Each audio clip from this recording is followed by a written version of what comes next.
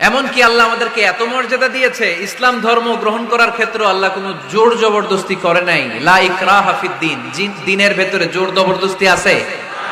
আপনি চাইলে হিন্দুদের মন্দির ভাঙতে পারবেন? তাদেরকে জোর করে ধর্মান্তরিত করতে পারবেন না, কারণ সে তো মানুষ। সবার উপরে মানুষ সত্য, তাহার উপরে নাই। সব মাখলুকাতের মধ্য থেকে মানুষের মর্যাদা সবচাইতে বেশি। আল্লাহ আমাদেরকে ফ্রি উইল দিয়েছেন, স্বেচ্ছায় স্বাধীনভাবে আমরা সব করতে পারি। ফামান শাআ ফালইউমিন ওয়া মান শাআ ফালইয়াকফুর। চাইলে মুসলমান হইতে পারো, আবার কাফির হইতে পারো। দ্য ডিসিশন ইজ ইয়ার্স, সিদ্ধান্ত তোমার। তবে মুসলিম হলে জান্নাতে থাকবা, আর কাফির হলে জাহান্নামে পূর্বা। জোরে কোন ঠিক কিনা? কিন্তু জোর করে ঢুকাইছে আপনার ইসলামে, কারণ এটা মানবতার ধর্ম, এটা মানবতার কথা বলে। ইসলাম সবাইকে মানুষ হিসেবে কনসিডার করে।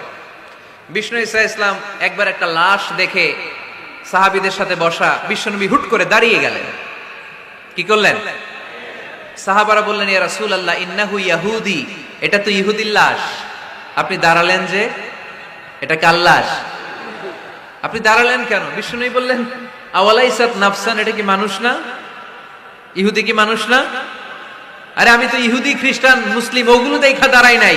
আমার দু চোখে আমি কনসিডার করেছি this is a human being, so I need to salute him.